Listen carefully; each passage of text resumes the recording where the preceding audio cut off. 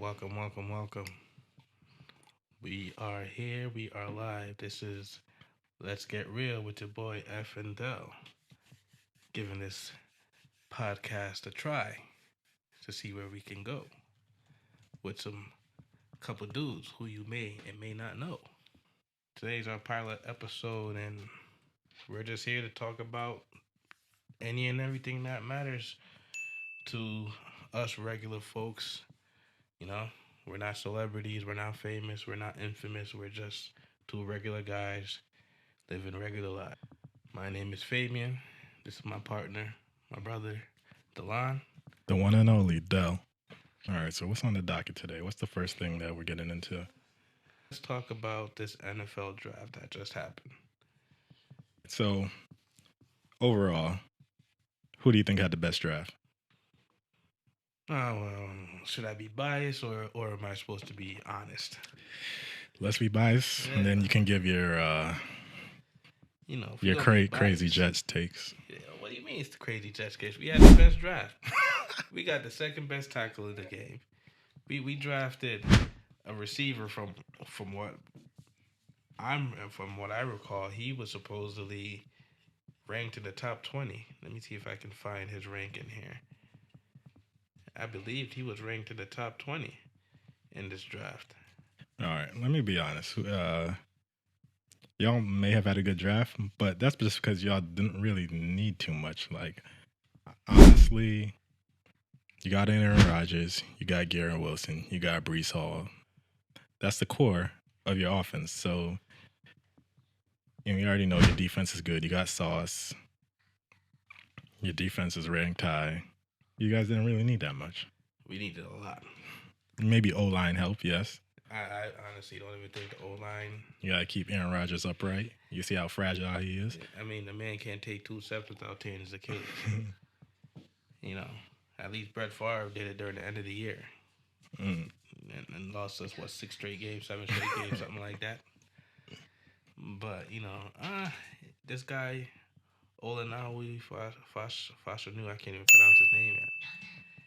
He reminds me, he looks like a DeBrickashaw Ferguson type player, but I mean, he played in the Big Ten, which is, one of the supposedly the second best league in college football. And he only gave up 1 sack his entire career. The thing I like about him, though, is he played all 4 years. He's not one of the guys that came out early, so he saw a lot of competition. He came out, he stayed in there because his parents told him, you're getting that degree before you can even think about the NFL. Well, I mean, it's always good to have a 4-year starter, get some experience. And 1 sack in 4 years is a pretty good thing. 1 sack, 4 years, that's real good. I mean, it could have been no sacks, but... Now let's talk about your guys. Listen. You guys went and did something that I couldn't even believe. Clearly, we are rebuilding, okay? Yeah. You took our garbage and then decided to draft another project. Listen, Jack Wilson was just in a spot where he didn't, it wasn't nurturing to the type of man that he is. He needs somewhere that's going to, the mountain scenery. He's not a man. You know what I mean? He's a boy. He's a man. In a man's game. I He's watched this guy in BYU. He was not ready for the NFL at all. He's a man. He's with his mom's friends. He's he doing manly things, but he's still not a man. This guy got drafted off of not even 1 year. He had half of a year in which they didn't even play a full slate because it was COVID. Last year, you guys won games with him, didn't you? We won games in spite of him. You guys won games with him, right? His best game was a game we lost. And because why did we lose that game? What did he do when we needed him to step up? He fumbled the football. All right, listen, that's neither here nor there. He's going to a place that wants him. He has a coaching staff that wants him. Really? Even as a backup. Even as a backup. You think Denver really wants him? Listen. Sean Payton is in love with the arms. He's the side note, okay? We drafted Bo Nix, right? Accurate passer. We know Sean Payton likes the accurate passers, right? He was not slated to be drafted till the second round. Listen, you got to go up and get who you want, right? He played in the Pac-10, I believe. The Falcons screwed things up. They jumped on Michael Penix. Everybody got a little worried. I think Michael Penix is going to come out to be the best quarterback of this draft. I mean, I'm not on that Caleb Williams, pocket like all these guys are. Caleb Williams to me is a losing player. Tough for competition, he struggled. His first year when he won the Heisman, it was all hype. He came with Lincoln Riley that had a good team. The offense was needed fixing. He fixed it. He won. He put up numbers. He didn't win games. He put up numbers. This is what I say. And I haven't watched too much of Caleb Williams, but from what I've seen, he seems to make nails. he seems to make the spectacular plays. As it goes for like sitting in the pocket and reading, I don't know. He moves around a lot. I don't like to see that out of quarterbacks, especially young quarterbacks. I like to see them move, but I don't like to see like that be their main thing. He makes spectacular plays, which you know who that reminds me of? Zach No Good Piece of Shit Wilson. That's what that reminds me of. I looked at everybody and I said, all the guys I've ever said coming out of college could be something. I looked at Patrick Mahomes. I rated him, but I didn't rate him as high, and I didn't think he was going to be as good as he is. Even though I still don't think he is as good as a lot of people thinks he is. I rated Deshaun Watson more than I did Patrick Mahomes. And I will argue tooth and nail with anybody. If it wasn't for his supposed,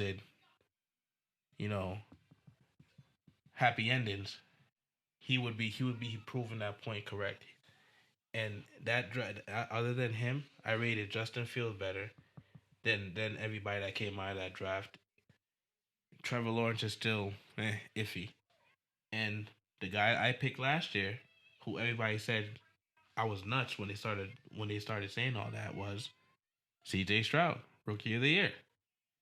I said CJ Stroud, if you watch this guy play, he's going to be a monster in that NFL. And all he needed was a little help. Oh, okay. So, I mean, CJ Stroud has pretty much proven everything in that 1 year alone. And they're setting up the team around him. The other quarterbacks, Deshaun Watson, I'm going to be honest, I did like Deshaun Watson, especially in the beginning years in Houston when he had Nuke. But without Nuke, it's kind of been looking crazy. And when you look at him on Cleveland, he's kind of been looking crazy. And I would chalk that up to Cleveland if Joe Flacco didn't come in there and light everybody up. So the pieces are there in Cleveland. He just Deshaun hasn't really performed. I can't say he's had games with 100 yards throwing. Like what? You got to look at before he got hurt. He started to cook. He started cooking before he got hurt. Listen, you're talking about last year? Last year, that game against who was it? Was it Baltimore? He was very, very up and down to up me. And then he started to cook in the end of that. Towards the end of that second half of that game, he started. I think it was Baltimore. He started cooking.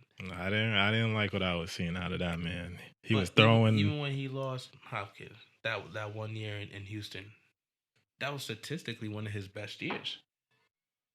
He only had I think it was 8 picks, 30-something touchdowns, threw for over 4,000 yards. And he did that in spite of Bill O'Brien. This was what, his second year? No, his first year. His last year in Houston. Well, I'm talking about last year. That was his first year in Cleveland, right? Last year was his first year in Cleveland, and I don't know if you look at it. I watched the games. He didn't look himself. He didn't look like he was in football form because they don't play in the preseason anymore. So he didn't look preseason. He didn't look season ready. And you could tell he was battling some type of injury. I mean, isn't that the story on him, though? He's always injured. He always gets injured. I feel like, but that's only recent. That wasn't him before. Because in Houston, he only missed, a couple, 2 or 3 games his entire time in Houston. Yeah, but he was still playing hurt, and you could see it when he's playing hurt. But I think in Houston, he took a lot more chances than he's going to be doing in Cleveland. And plus, Cleveland's O-line was not fixed until Joe Flacco got there. And they weren't calling the plays like they were, in my opinion. I think they were calling the plays. Deshaun wasn't, and even when he threw the ball, he was throwing a lot of dirt balls. He was throwing a lot of. He wasn't completing the ball like how he should have at first. And then you come to find out his shoulder was messed up. I mean, we'll see this year. I mean, to me, the jury's still out on him. I liked him. I liked the upside. I told people I thought that was a great trade, and he hasn't proven me right yet. So he's on the list. He's on my list, and like I said, C.J. Stroud to me is our next coming guy. This year, this Caleb Williams draft pick, I don't see it. I don't get it. I think Chicago's gonna regret it, and I hope he proves me wrong. You know, I want to see a back quarterback succeed, but I don't see it with him. The only thing with Caleb that I have to say is, I mean, the team is so lit. Like, if you want to ask about who had one of the best drafts, I think they had a really, really good draft. He is set in a free agency. Like, where's the weakness on offense? They have everything. Like, if he fails either the OC is really, really garbage, but even in a case like that, like, the talent should show. So he doesn't really have any excuses. And you've seen a lot. The winning formula is get these quarterbacks on a rookie contract and let them cook. Let them win. So we're gonna see. And this is why I argue with people. They set him up for success. They did not set Justin Fields up for success. But we know the regime didn't believe in him.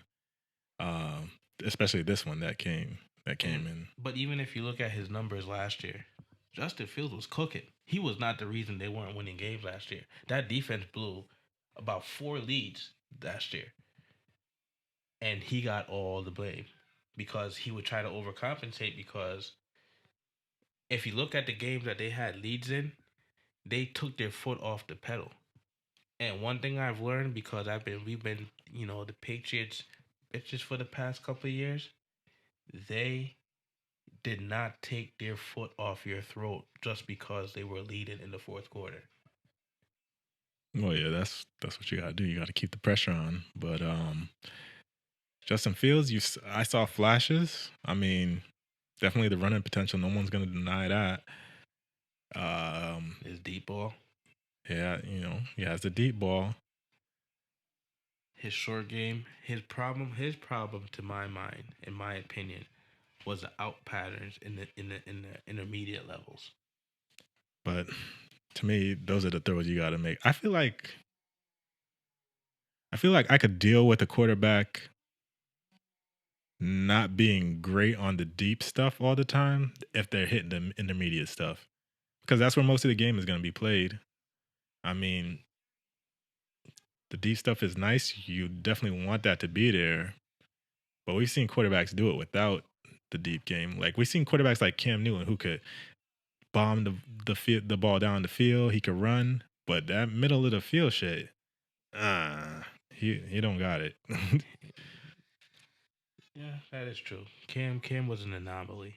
And Cam had that. He just came in big and strong. Yeah, like, we look at Cam highlights, you're like... But you watch Cam, and I watch Cam, I always said his stolen motion was not conducive to being a great NFL quarterback. What do you mean? It was slow? It wasn't that it was slow. It was just too... It was too much zip without any touch. He could never throw the ball with any type of touch. Well, yeah, that's true. He's definitely not, like, when the touch passes need to be made, I'm not calling Cam Newton to come in and do that. But I think Justin Fields could do it. And I think his problem was he wanted to overcompensate because the talent around him wasn't there. If you watch him, he was rushing a lot of throws because height, 2 steps back, he's getting popped. You can't throw the ball when you have less than 2 seconds to throw the ball. Well, that's true. I mean, that's one thing. I mean, he went to the Steelers, who doesn't really have a great. Oh no, they drafted well. They drafted a couple guards who. I mean, in the past, they haven't had, like, as in like the past couple of years, they haven't had the greatest O lines, but they started to fix it last year. Yeah. Towards the end of the year, they made some switches, and I'm telling you, Mike Tomlin just brings out the best in people. And I mean, they got Russ. I don't know. I don't think Russ is done, but I don't see him really taking that team too far. Well, if at most I see him as being like a bridge or something like that. Like, I see Fields getting into the games this year. His fifth year wasn't picked up, so they have to either play him or let him go. And if they let him go, come on to New York, Mr. Fields. Come on over to New York. Sit 1 year behind Fields. I understand we drafted a quarterback, but he's a project guy. You know New York don't want that. No, Justin Fields. Come on. That's the last place he's going. He would definitely come here. We're going to have an offensive line, a run game, and 2 deadly receivers for him. He'll probably go to like Philly or something like that. Like Philly got Jalen Hurts. Exactly. They needed Jalen Hurts backup. I can see him going to if we're being honest, if he does not re-sign, I see him going to LA. Matt Stafford wants a bigger contract, and I don't see them giving it to him. He wants more guaranteed money. I mean, I don't think they really have McVay and Fields. I don't think McVay wants that type of quarterback. He hasn't shown that he really. We've seen the type of quarterbacks that he's had. I mean, Matt Stafford. And he comes off of that tree where Shanahan comes in. Shanahan doesn't really want that type of quarterback. Let's be honest. Let's take it there. From the father to the son, he does not like black quarterbacks. He don't think black quarterbacks can win in this league. Let's be honest. I mean, that's your opinion. I have no idea about that. What I do know is they want somebody that plays on time. They don't want nobody to go out of there way too much unless the play really, really breaks down. Jay Gruden, Shanahan tree, had an issue with RG3. RG3. And you can't tell me RG3 was a bad quarterback before he busted his knee out. It's another thing with that those intermediate routes. But he'll run for 200 yards on you and he'll bomb the ball down the field. Is this man accurate in 10, 15 yards? Is he hitting those little? Is he taking? You know what? To me, it's not even about the accuracy that much. I mean, accuracy is big, but it's making the decisions. Like, are you just looking for the deep throw? Are you looking for the home run? Or are you taking the stuff that the defense gives you in the middle right there? Take that 5 yards. Like, it's going to serve you. And it's going to set up the deep throw down at the end of the day. These guys don't be doing that. Well, you see, I think they can. I don't think, especially black quarterbacks, are offered the time to develop and get better. The only one I've seen them giving grace to has been Lamar. And in my opinion, Lamar is still not that great. I don't put Lamar as a top 3 quarterback in this league. And that's with 2 MVPs. Because Lamar, to me, when he needs to be able to make that throw, he can't. In crunch time, he can't make that throw. He makes bad decisions. That playoff game against KC, they lost that game predominantly because of him. He started to, when the pockets were there for him to run, he tried to prove a point that he could win with his arm. When those throws weren't there, instead of him taking off for the 5 yards or the 10 yards or the 2 yards to get that first down, he tried to force a throw. And he had a lot of bad plays in that game. And that's with him winning 2 MVPs. I still don't have him as a top 3 quarterback in this league. Top 3? I don't think I'd put him in top 3. To be honest, I'm not the biggest Lamar fan either. Lamar is talented, super talented, strong arm, fast. But when it comes to the accuracy, not there. When it comes to reading the field, that stuff is big with me. I would rather you know how to read the damn field, like, and be able to make accurate throws. Because at the end of the day, all that stuff is great in the regular season. You could run for all that and you can throw, but when they clamp down on you and they're game planning for you, they got time for you. We've seen it time and time again. He does not show up, not in the playoffs, not in the big moments. But as much as I want to put all of it on Lamar, coaching staff and who they draft receiver wise, I think plays into it. I mean, they got Mark Andrews, which is great, big target. Zay Flowers was balling last year. Zay Flowers was balling. But he's not Odell one of those. wasn't on the field. Odell had 2 targets that entire game, but he was putting up decent, semi-decent. I mean, he only had like 600 yards for the year or whatever it was. And I'm gonna be honest, if that running back that they had, I don't remember his name, Keontae? No, Mitchell. Yeah, if he didn't get hurt, it probably would have been different because he was nasty to me. He was a difference maker, and without him, that it changed their whole offense. They lost J.K., they lost Gus. I think Gus was back for that game. Because who did they have running the ball? They had Gus, Gus is fine, but for the goal line, I'll tell you right now, because of fantasy, he'll get you 15 touchdowns at the 1 or the 2. But when it comes to really getting those yards, that's not him. Mitchell was killing them out there. Yeah, he was that guy. He best pickup I ever had. When he messed up his Achilles or his ACL, whatever it was, I think it was ACL, and he went down, I felt it for him because I was like, this kid was balling. And then for him to go out that way, when you know they're going to be in the playoffs, I was like, sheesh. That's the NFL. They won the KC to win it last year, and they won it. That Taylor Swift movement. Let's be real. Even though I think Shanahan lost that Super Bowl again, but, Why do you think Shanahan lost it? You're up with the lead, and he didn't learn from the Super Bowl. You have to keep playing, even when you have that lead. He took his foot off the pedal again, and Dan Campbell did the same thing the week before because they should have never won that game.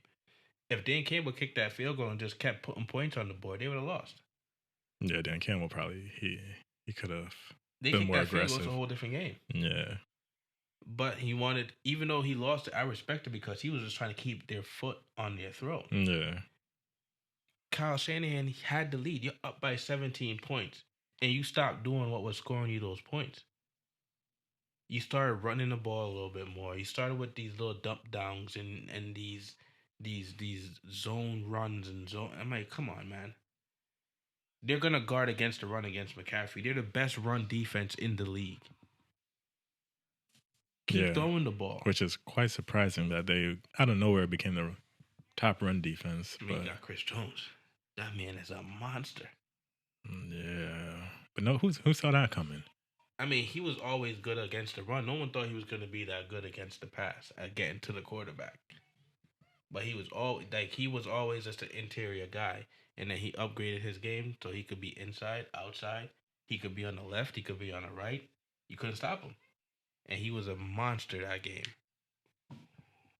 But Shanahan lost it.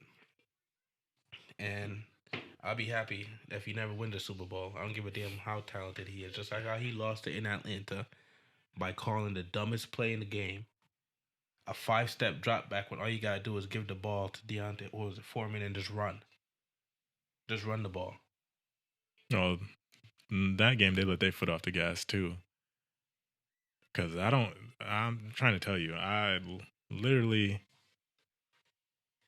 saw the game and I was like, oh, the Falcons got this. I went to go pick up some pizza, came back, and it was a ball game. I was like, well, what's going on?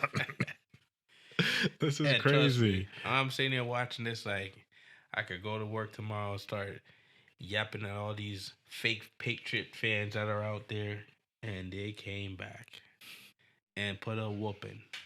And that catch by what's his name? Not what was his name? Not Amendola. What the Edelman. Oh yeah.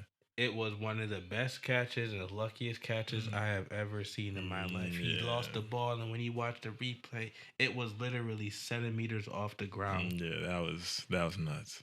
And how it wasn't even picked off or batted down made no sense to me. But they won that game, and Brady's legacy was just written right there. Yeah, what are you going to say? He came back, he did what he was supposed to do, and he won. And he has the most Super Bowls, so. And then he got his ass kicked the next year by the Eagles. Made me happy. But before that, with the Bucks, he came from the Patriots, went straight to the Bucks and won a Super Bowl right there. You can't really But say that anything. team was built. Let's be real. That Yeah. team was. I mean, I like Jameis. I get it. Jameis did put up numbers that year before, but his Brett Favre complex was too much. You can't lead the league in touchdowns and at the same time lead the league in interceptions. Like, that's just insane. Yeah, You throw for over 50 touchdowns and then you throw for over 30 picks. That's crazy. And then Brady came in, did his He cut efficient the picks shit, down, yeah. and This that was is, all this she is wrote. why you gotta respect Brady, because it wasn't the dip and dunk in Tampa like it was in New England. No, he threw the ball. This was throwing the ball down the field.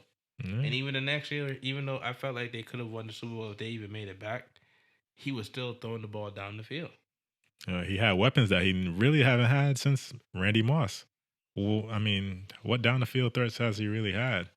His best weapon was Randy Moss. And then he had a whole bunch of Welker and Edelman, which is kind of crazy. So, people talk shit about Brady, but imagine if you gave him some like real receivers. Like, he didn't see any real receivers.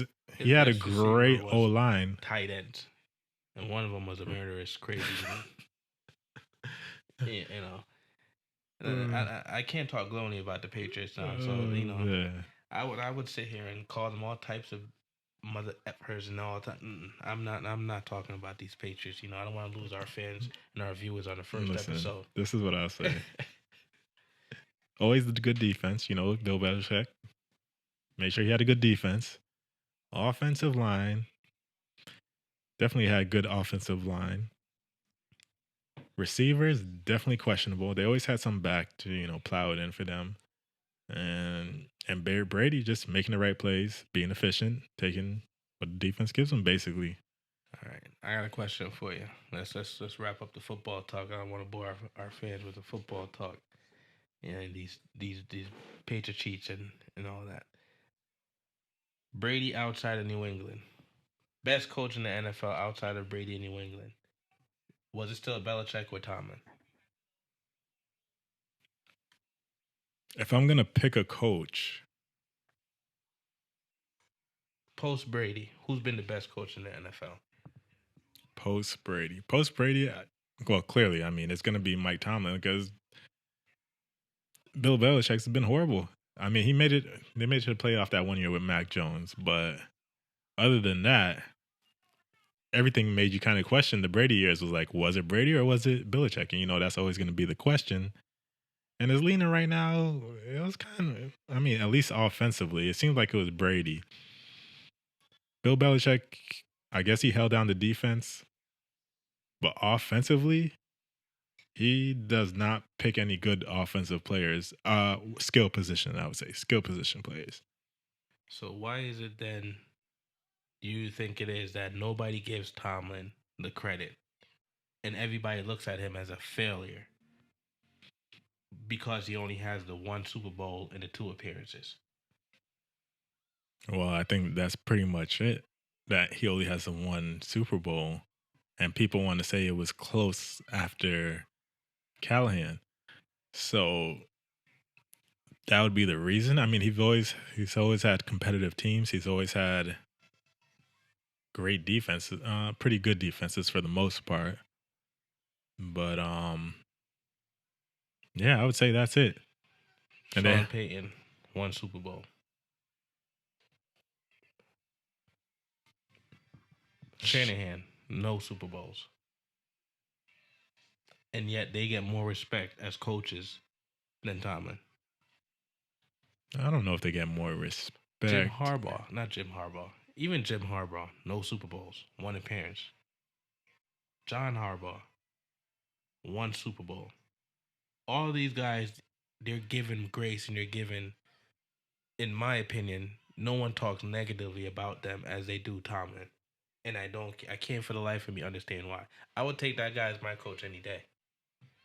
Oh, John Harbaugh, I think he was on his way out before Lamar. I think Lamar coming back kind of saved him because.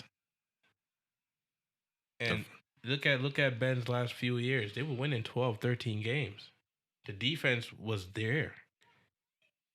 Ben and his offense were the reason why they weren't winning the games.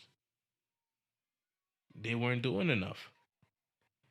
They lost Ryan Shazier in their 13-win season. Came back the next year, won 12 games. And Ben was horrible to the point where they wanted to bench Ben. Well, yeah, the last couple of years, Ben was definitely bad. That's no denying that. He was And they were just still winning hanging 12 in games, there. 11, 12 games. And then a year after that, he started 4 quarterbacks and still made the playoffs. And last year, look at what he did. No one thought they were even going to touch the playoffs last year. Well, I think the Tomlin thing, the whole issue with Tomlin is he hasn't really found his quarterback yet. And if you don't have a quarterback, no matter who you are, where are you going? I mean, how far are you going? What team is really getting to the Super Bowl without a quarterback? In some capacity. I mean, the Eagles got to the Super Bowl. Their quarterback, Jalen Hurts, I mean, that year, he should have been the MVP. He was playing lights out. He was running the ball. But other than that, and if we're being honest, they should have won that Super Bowl. That call should have never been made because that ball was uncatchable. The Super Bowl play was definitely ticky tacky, and I wouldn't have called it in that situation. But that's the rest for you. Yeah, that's the NFL. Still haven't had a black referee in the Super Bowl, but I digress. I can only digress. What's next on the docket? What you got on your mind? What you want to talk about real quick? Let's talk about these Denver Broncos real quick because I think it's going to be a new era in Denver. And Bo Nix, the Bo Nix era has begun. Got his wide receiver also from Oregon. You think they're going to start Bo Nix? I think they don't really have too much of a choice. He's going to play this year. I mean, who do they have above him?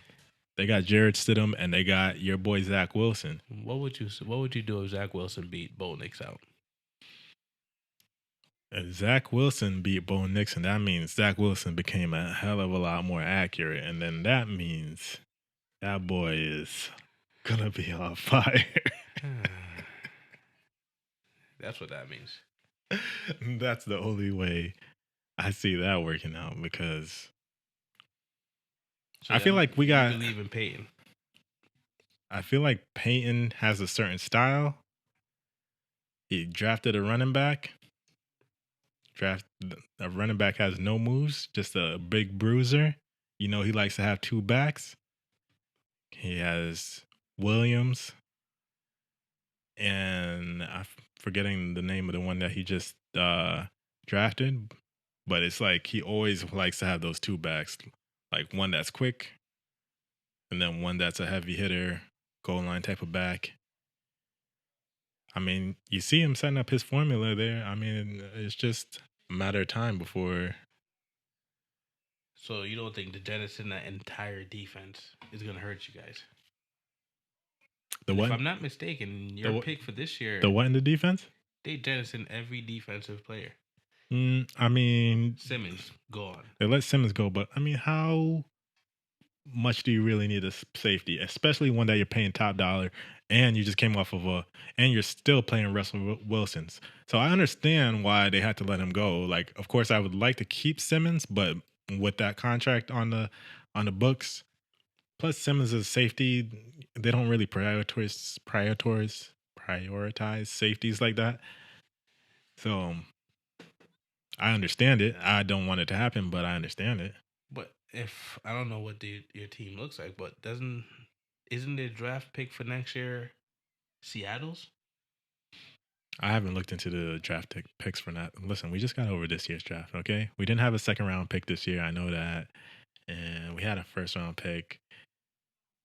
Had like fifth round picks. We traded with y'all and got, guys that you didn't know how to value. Like I said, we're still in rebuilding mode. And you think this guy's going to be the man to lead and fix the shit? I mean, right now, with the way the team's constructed, I think he is probably one of the better options. I don't mind it. I think he can play, and he has running ability. And he's accurate. The accuracy is one of the biggest things with me. You can't teach accuracy. You're either accurate or you're not. And he led the NCAA last year at damn near 78%, which is insane. But he also played for a team where we got another guy that's in San Diego that led the nation in completion percentage based on the way they play. And he hasn't turned out to be any good when he's been in the NFL. I think you mean Los Angeles. We don't have no San Diego anymore, right? I always forget they're in LA now. But Justin Herbert is the man. Oh, come on now. Justin Herbert Come is on now. the man. Have you watched the same Justin Herbert that those picks in big moments? Listen, if you take, are we talking about the same Justin Herbert here? I think with Harbaugh, Justin Herbert is gonna be nuts. Oh, I think so because they're gonna run the ball. More. Exactly, they're gonna run the ball like crazy. So who's their running back? J.K. Dobbins and Gus Edwards. I mean, you let go of Austin Eckler, which I get, but for that price that he signed in Chicago, was it Chicago? Nah, he went to Washington. Yeah. What was it, 2.5, 3 mil, something like that? You don't think he would have taken that in LA? I don't think he went that cheap. Yeah, he had to have taken like what? No, the highest paid running back in this offseason was what, Saquon maybe? Was Saquon. But Saquon has like a $32 million contract. What is it, 3 year? I don't know. I gotta look it up. Eckler's contract for this year. He went to the Commanders, which is still a garbage name. I'm not mad at it. The Admirals probably would have been better. Either way. This year, his contract, he makes $6 million this year. 4-year, $24 million contract. Yeah, 6-12, 18-24. So yeah, like he wouldn't have taken that in LA. But I don't think Harbaugh really wants that. I mean, I'm pretty sure they drafted a running back. I don't remember their draft, but I'm pretty sure. Their running backs coming this year is Gus Edwards, J.K. Dobbins, and Isaiah Spiller. That's your running back room. I don't know what they're gonna do at running back, but J.K. Dobbins is nice if he's healthy. He's definitely nice. And this year they drafted a running back, and they didn't draft a running back. They drafted no running backs this year. That's a little surprising. Your first round pick was the guy Joe Alt. Unless they got an undrafted free agent. I mean, Harbaugh is built on running backs, and I thought he would have drafted his running back coming out of Michigan. Yeah, but he went to L.A. Yeah, he went to L.A. Which they're gonna have a good running game. I mean, Kyron Williams was a monster last year. Yeah, and to have both of them, and they have Nakua, and they're gonna have a healthy Cooper Kupp. And I mean, their defense took a major step back. You lost your defensive coordinator, and you lost the best player. I don't see that defense. I see that defense going to. I think they picked up who? Brandon Staley to become the DC, or was it internal? Not too sure. Yeah, I'm not too sure about the DC, but I think their offense is pretty set. I'm not worried about their offense at all. Just give me those Nakua points. Yeah. That's all I need. You know. You want to touch on any basketball at all? I do not want to touch on it. I mean, you can definitely touch on some basketball, but my Spurs are out of it. The Lakers are down 3-1. The Knicks are having a decent series. You think the Lakers are coming back? Coming back where? The NBA gave them that win last night. They needed them to win. They couldn't have LeBron going out 4-0 again. I seen the stat that they were up in every game that they played at some point. And they were up, and even this game, they were making a comeback, and some stuff happened, which was good play by LeBron. This new generation's GOAT. Mm-hmm. Who can never be the GOAT. in my opinion. The guy played with 7 top 75 players. You know, had 7 guys that made the Hall of Fame. Jordan had 1, 2. My mistake, 2. It's a different era. Exactly, it's a different era. Put Jordan in this era of basketball. You couldn't compete. This is why he couldn't compete. Jordan would destroy this era of basketball. But I can't even talk basketball because I haven't watched. I pretty much watched maybe 5 games this whole year.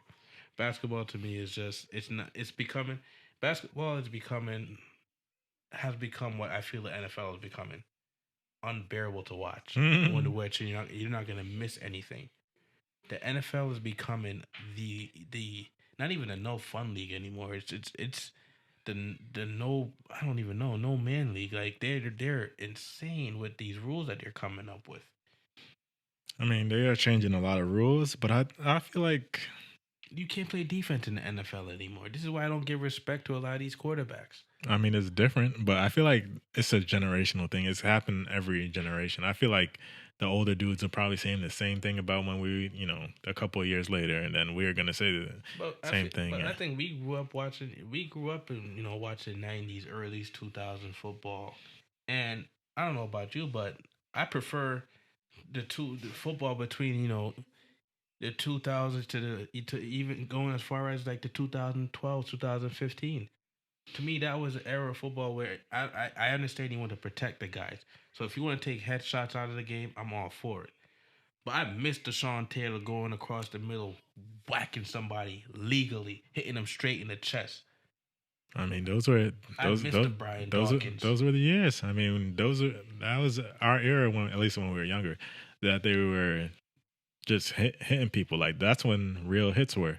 But they've taken it away, and I feel like the kids growing up today, all they know is this version of football that's coming up. So they're going to be used to it, and it's going to be fine to them. And the NFL just keeps growing every year. So it almost doesn't matter.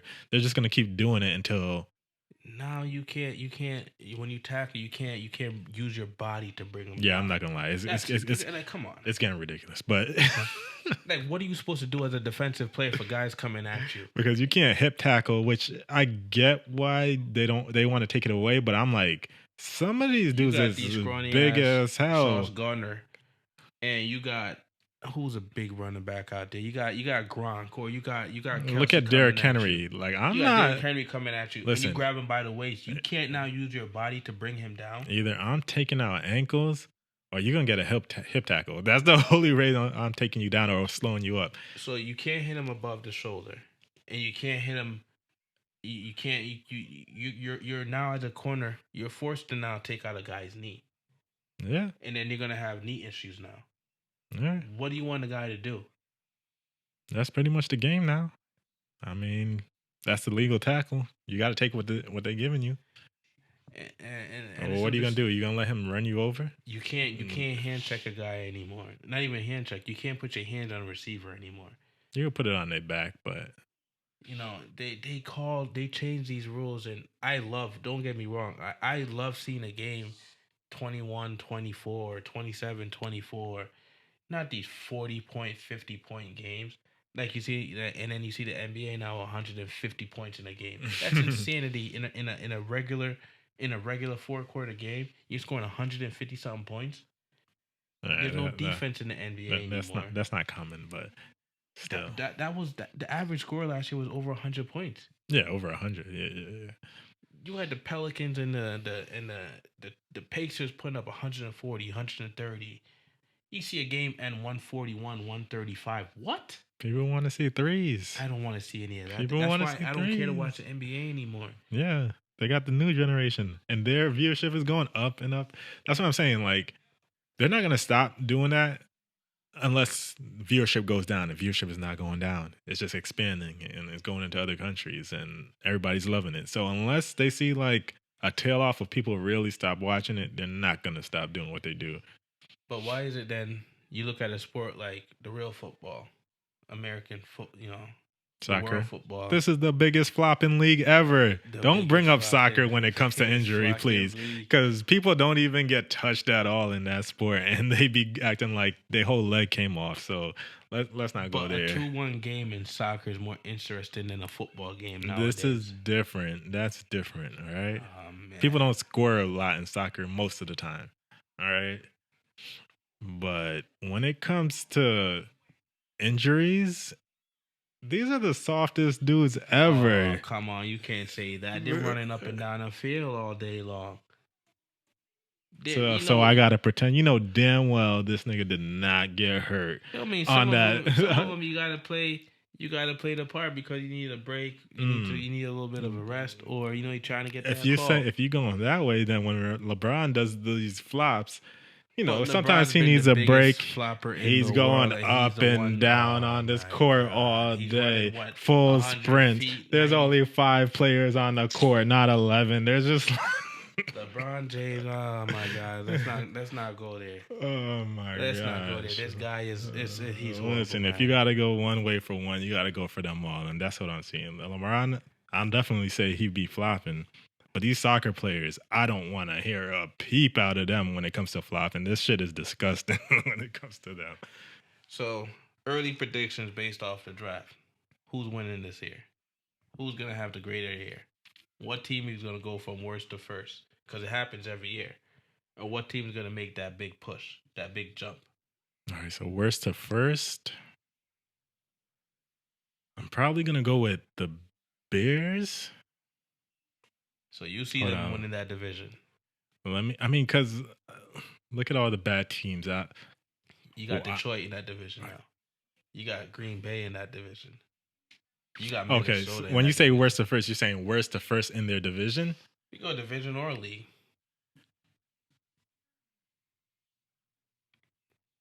What team is going to make the biggest jump this year?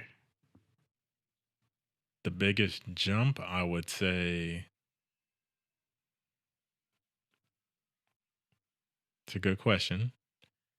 I would say I'd have to say the Bears. Like, you'd have to be really stupid to mess it up. Like, there's too much power there for me to see you not winning like 7-8 games. How much games they won last year? They won 7-9 last year. 7-9? Yeah, so they're gonna have to win at least like 9-10 games. I think that's within. I'm gonna be honest. Their division is getting harder. So I apologize. They won 7-10. I forgot. I know they won 7 games, 7-10.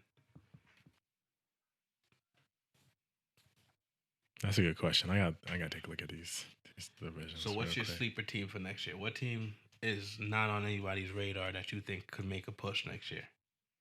That can make a push. To just even make the playoffs. I would say Atlanta, maybe. Atlanta.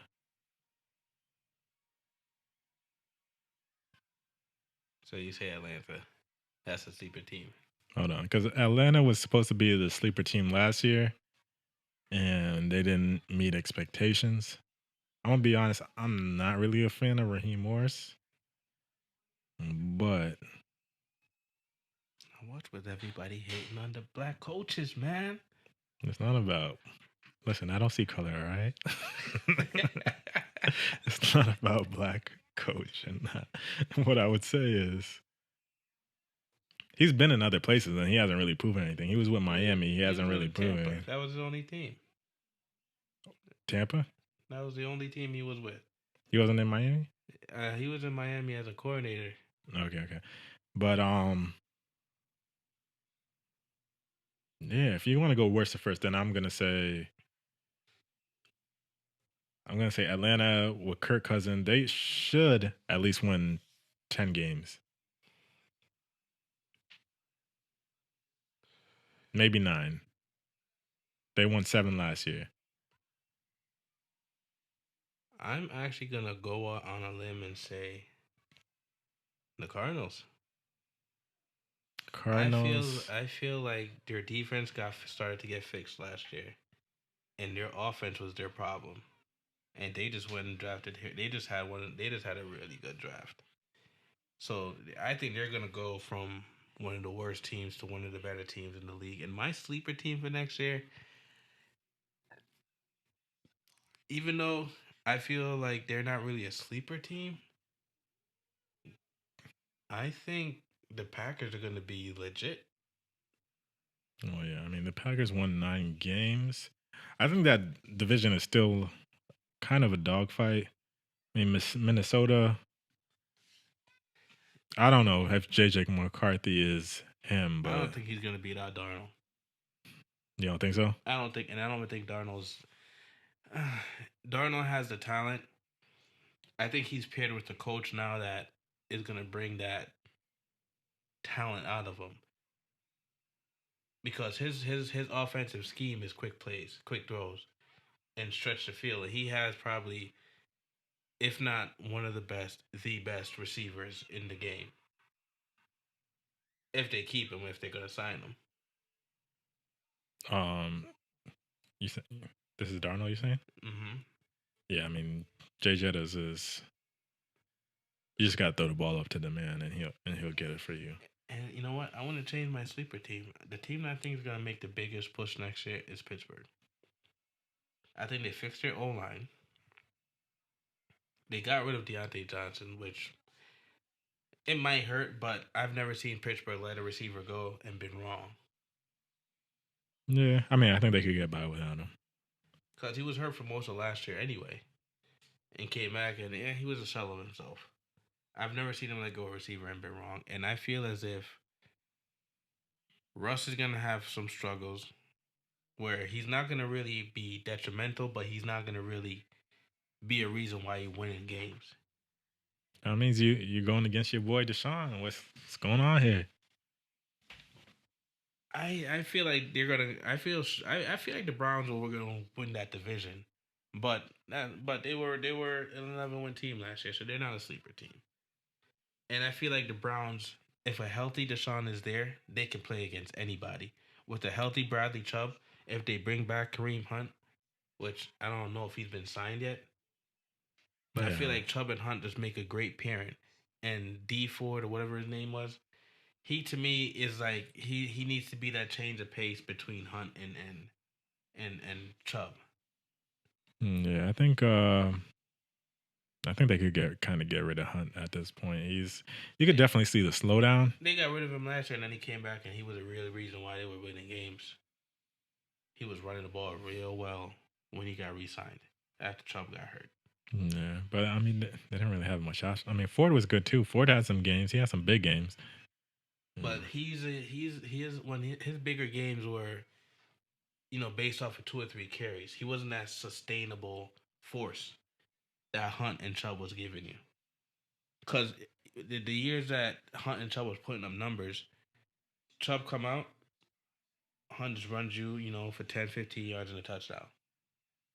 He wasn't giving you the yardage per se because he wasn't getting as many carries. But you look at the end of the game, he finished with 80 yards, 60 yards, 70 yards, touchdown, 2 touchdowns. Chubb will do his average 1+. But he never really gets those goal line carries. Those always went to Hunt. Yeah, Hunt was definitely getting them, and he was producing. He was good there. I don't know what they're, because where is he? He's not with them, right? Who, Hunt? I don't think he got signed by anybody so far. Yeah, I think I'm trying to look through all these the divisions, and I mean the Jets maybe. The Jets could be worst. I mean, they're not the worst. They were the second worst. Worst to first.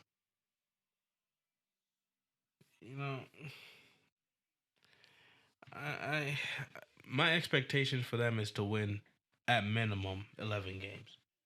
They won 7 last year with a healthy, and we won 7 with no quarterback play. That's the crazy part. We had no quarterback play. That's what I'm saying. New England got a new quarterback. They only won 4 games anyways. Miami, be honest, Drake May is not that guy. I don't know yet. I watched this guy. I looked at a couple of his games. I didn't really watch much college football this year, but I kind of once the draft started coming around, I kind of went back and watched a few games here and there for the major guys that are coming out. And Drake May, he got a cannon. But you know who he reminds me of? I mean, they're comparing him to Josh Allen. That's what they're saying. Yeah, I don't think he's a Josh Allen. I think he reminds me of a. He reminds me of what's it called? The Giants quarterback, Daniel Jones, who has a cannon and he has a type. And Drake May to me is not going to be. I don't see him beating out Jacoby Brissett this year. You know, Drake May is just a. He could be good. I don't see him being great. That's what I see with May. I see him being good. I don't see him being great. You know, Josh Allen, I don't think Josh Allen has it in him to win that big game. You know, he just makes too many bad decisions and puts his team in a bad position at all times. You know, even though Patrick Mahomes does the same thing, he finds a way to overcome it. In which don't like the guy. I don't see him being a GOAT because I don't think in this modern NFL you can see a true GOAT quarterback other than Brady. He might be the modern day GOAT, but overall he'll never be the GOAT. Because one thing about Brady is he did it when he wasn't the guy, he did it when he became the guy, and the first two Super Bowls you can say weren't on Brady. But the last five, Brady was doing things with people. He made Danny Amendola look like a world beater. He made Julian Edelman look like a Hall of Famer. He had one legit receiver in his entire NFL career before he went to Tampa, and that was Randy Moss. So these modern day goats to Patrick Mahomes, and he'll never be a real GOAT because he's not able to play. The league is different. So this is why I just think the league is different. So you can never have a true comparison as to who the best there was. You know, to me, it's always going to be Brady.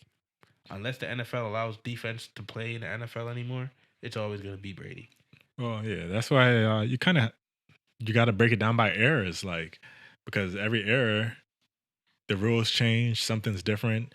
So it's kind of hard to be like, all right, this man would do this, and that era, and this one, especially for the newer eras, to go say they go back and be able to do, so and so. Because I'm pretty sure everybody would have just adjusted to the era that they're growing up.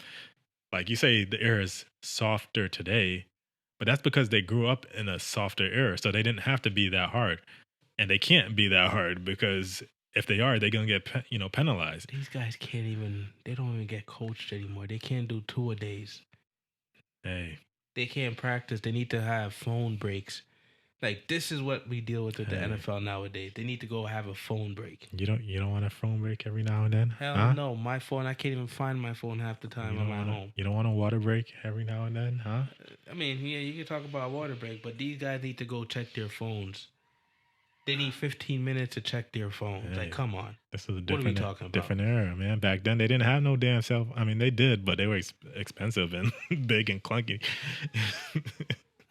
They couldn't check Facebook and Instagram like we can today. Okay. Why is that important? You got to make sure we're not trending for the wrong reason. Come on, man. God. These modern day NFL players are oof, Lord have mercy.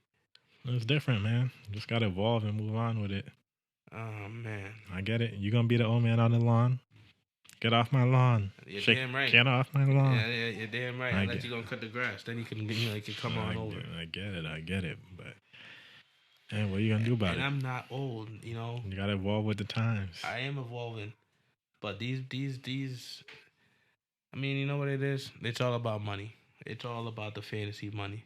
That's all it is. They want more points because more points is going to draw more attention, more gambling. And that's all the NFL is. They don't care about the gameplay. I mean... Now, you heard what Goodell said. He wants 18 games. He doesn't think the preseason needs to happen. Yeah, what he said.